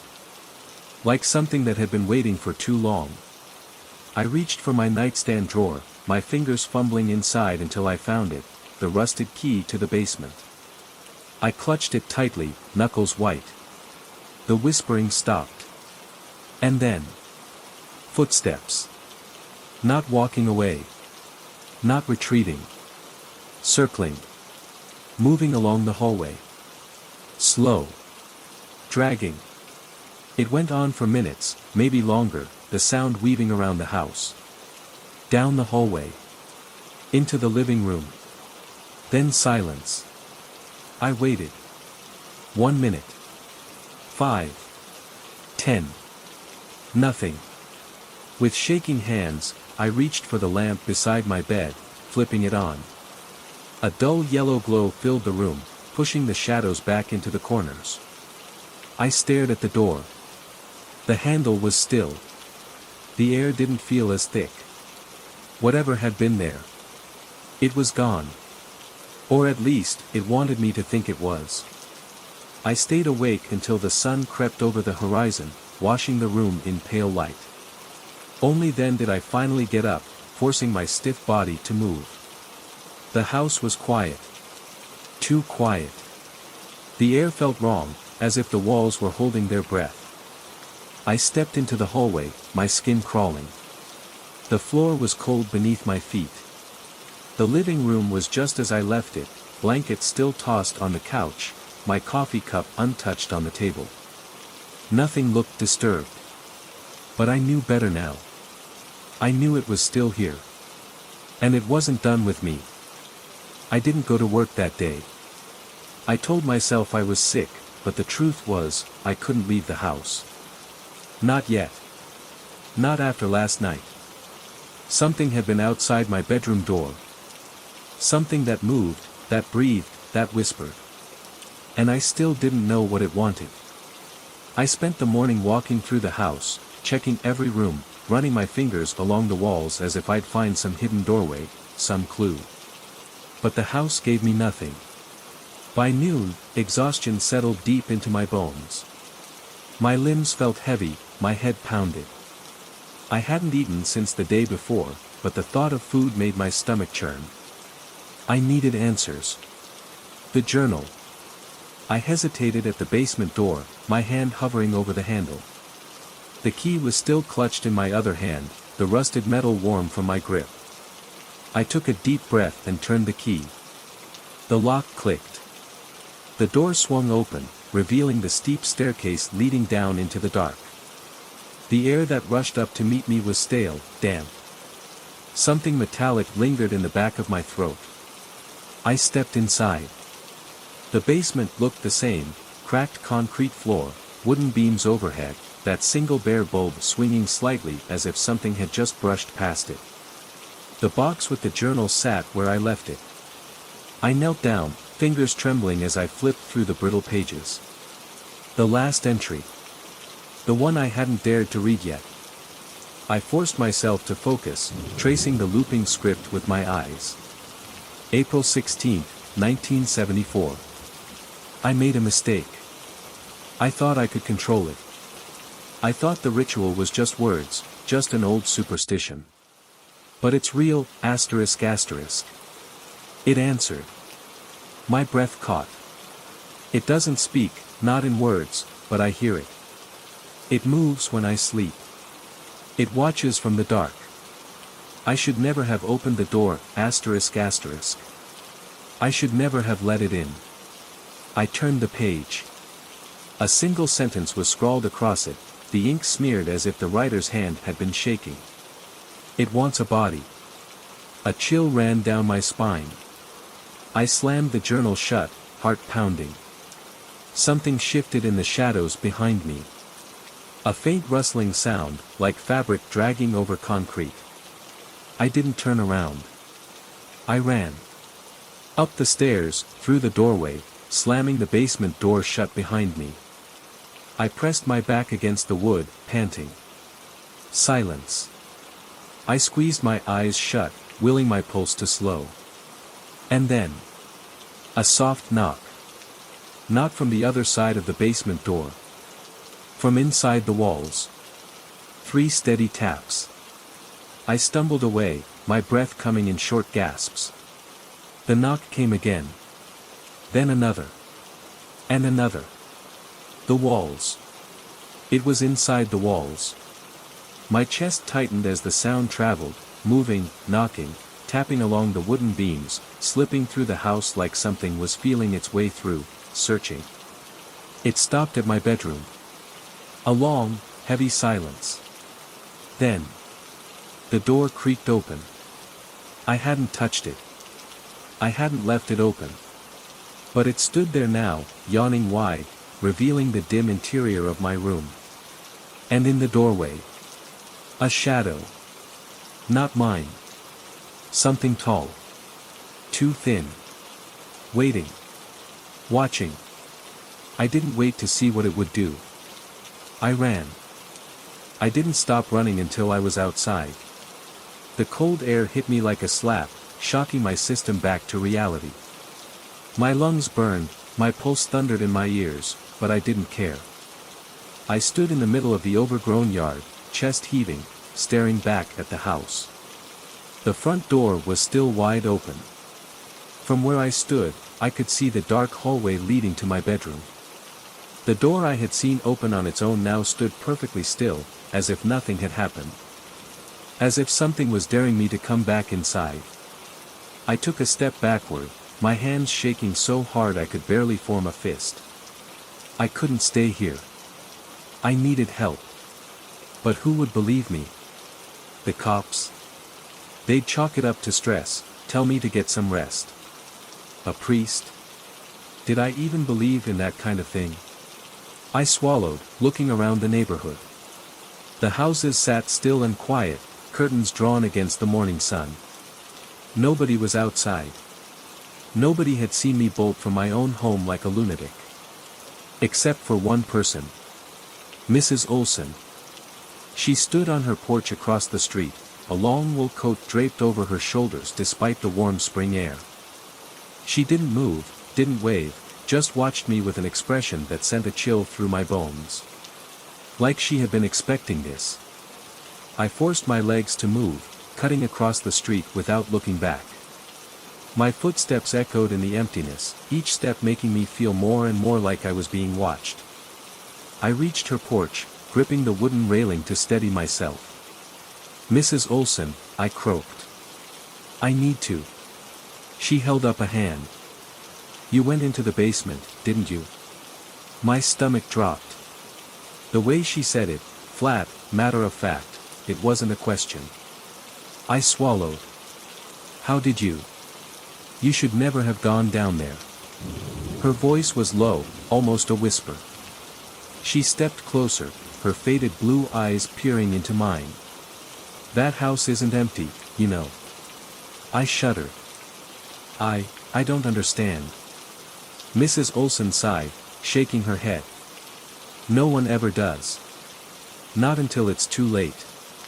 A gust of wind blew through the street, rattling the branches overhead.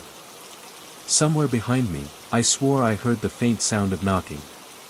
Mrs. Olson's eyes flicked toward my house, her lips pressing into a thin line. "You need to leave." I blinked. "What?" She grabbed my arm, her fingers cold as ice. "Listen to me. It's awake now. You let it see you. You let it know you." My throat tightened. "What is it?" Her grip tightened. "It doesn't have a name. It never did." I shook my head, stepping back. No. No, that doesn't make sense. I read the journal, the rituals, the knocking, the... Mrs. Olson exhaled sharply. "The knocking means it's already inside." I felt my stomach twist. "You need to leave," she repeated. "You can't stay there. If you do..." A sound cut her off. A creak. A single, slow creak from my front porch. I turned my head so fast my neck ached. The front door was still open. And in the shadows of the doorway, something was standing there. Something tall. Something wrong. It didn't move. It didn't breathe. It just watched. Mrs. Olson grabbed my wrist, her voice sharp. "Don't look at it." I forced my eyes away, my entire body trembling. "You can't acknowledge it," she whispered. "That's how it gets in. That's how it takes you." My vision blurred. My chest felt tight. "What do I do?" I choked out. Mrs. Olson let go of my wrist. "You run." I didn't hesitate. I turned and ran, feet pounding against the pavement. I didn't know where I was going, didn't care, I just needed to get away. Behind me, the knocking started again. But this time, it wasn't coming from the walls. It was coming from inside my head. I ran. I don't remember how far, how long, or even which direction I went. My legs ached, my lungs burned, but I didn't stop. Somewhere in the back of my mind, I knew I should have a destination. I should be heading towards safety. But there was no safety. Not really. Not anymore. The knocking hadn't stopped. Even as I left the street behind, even as I crossed into unfamiliar parts of town, it was still there, soft, rhythmic, pressing against the inside of my skull like something trying to burrow in. Tap tap tap. I squeezed my eyes shut, shaking my head, trying to drown it out. I needed help. I needed answers. I thought about Mrs. Olson, her fear, the urgency in her voice. She knew more than she was telling me. But even she hadn't given me a solution. Just one word. Run. But running wasn't enough. Because I could feel it. It was still with me. I don't know how long I wandered before I finally stopped. My legs had started to give out, my body shaking from exhaustion. I found myself standing in front of a diner, one of those old, greasy places with neon lights and the smell of burnt coffee lingering in the air. It was open. That was all that mattered. I pushed the door open, the small bell overhead jingling. A waitress behind the counter looked up, her face wrinkling with concern. I must have looked awful, sweat-soaked, pale, breathing like I'd just run a marathon. "Han, you alright?" I nodded. Lied. "Yeah. Just need coffee." She hesitated, then motioned toward a booth by the window. "Take a seat. I'll bring you a cup." I slid into the booth, pressing my back against the vinyl cushions. My hands were shaking. Tap tap tap. I clenched my fists. It was quieter now, but still there. Still inside me. The coffee arrived. Black, steaming. I wrapped my hands around the cup, focusing on the warmth. Something solid. Something real. I needed to think. What was happening to me? What had I let into my home? My mind drifted back to the journal. The desperate scrawls. The warnings. The knocking means it's inside. The waitress cleared her throat. I looked up. She was staring at me. Not in a casual way. Not in a, you look tired, kind of way. In a knowing way. You from out of town? She asked, her voice careful. I hesitated. No. I just moved into the old house on Fairview. Her expression changed. Slightly. Just enough for me to notice. The Parker house? She asked. I froze. I don't know. It was a foreclosure. She nodded slowly. Yeah. Parker house. She glanced around, as if making sure no one was listening. Then she leaned in. You should leave. My blood turned cold. Why? I whispered. She licked her lips, looking uneasy. People don't stay there long. You're not the first. There was a couple before you. Young, excited to fix it up. They left in the middle of the night, never came back. A lump formed in my throat. Did they say why? She hesitated. No. But they looked like you do now. I swallowed hard. And before them? The waitress exhaled, rubbing her arms like she was suddenly cold. An older man, back in the 80s. He was a writer or something. Lived there alone. Folks say he went crazy. Locked himself inside.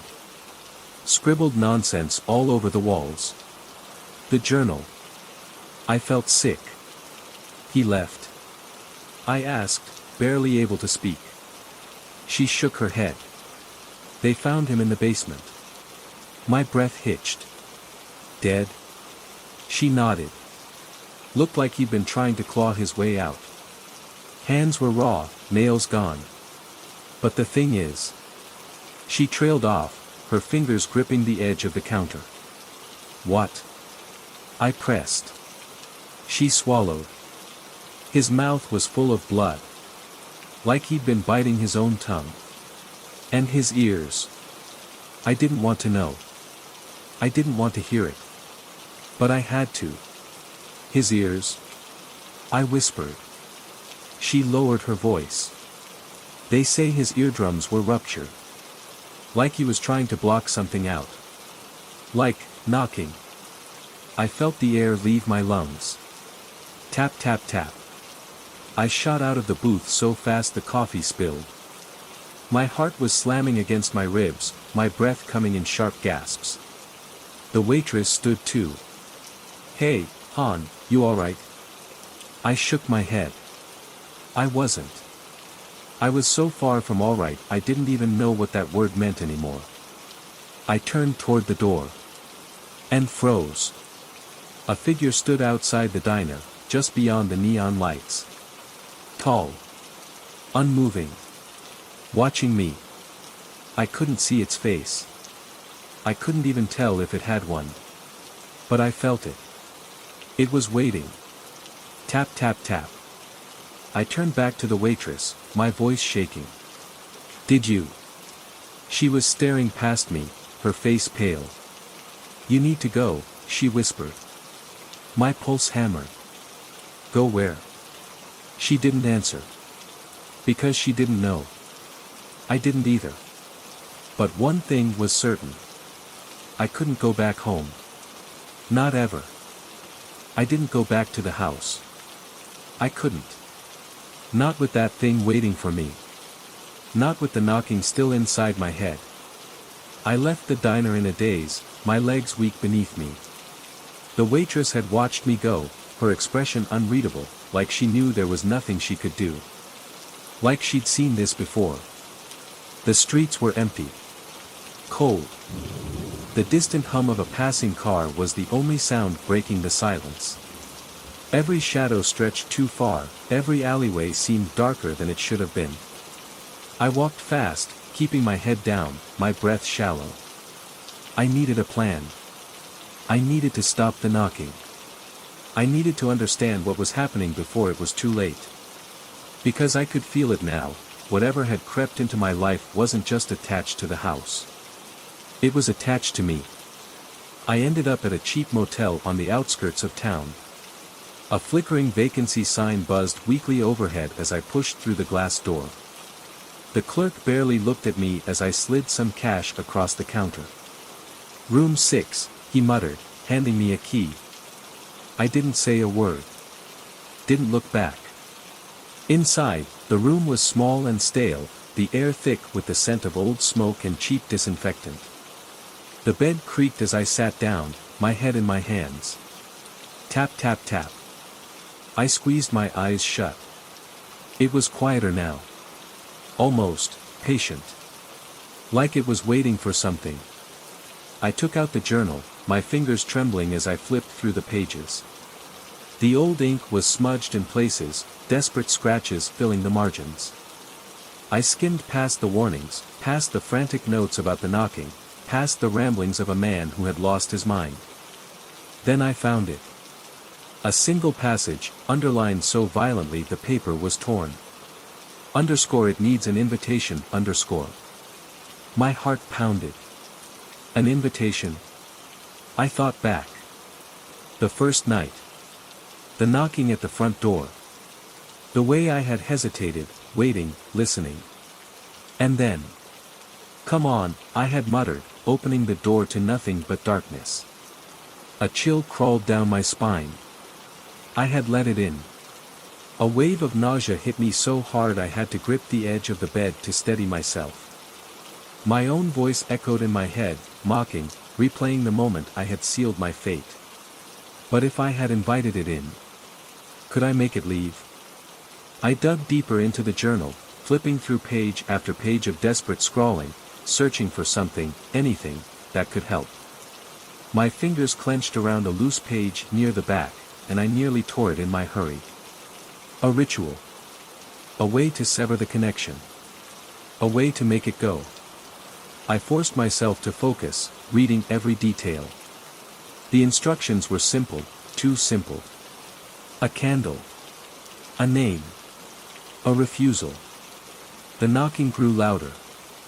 I fumbled through my bag, searching for anything that could serve as a candle. My hands landed on a cheap lighter I had grabbed from the gas station days ago. Close enough. I took a deep breath, closing my eyes. "I take it back," I whispered. I revoke my invitation. The air in the room shifted. A pressure, deep and suffocating, pressed against my chest. "I don't want you here," I said louder, my voice shaking. I never did. The knocking stopped. Silence stretched around me, thick and unnatural. For the first time in days, I felt something close to relief. Maybe it had worked. Maybe it was over. I exhaled slowly, slumping forward, exhaustion washing over me.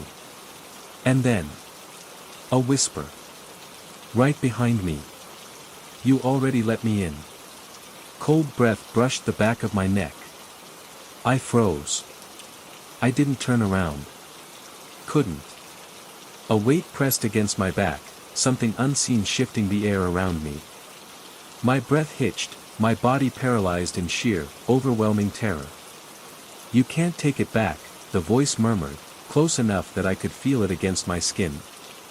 I forced my shaking hands to move, gripping the lighter, flicking it on.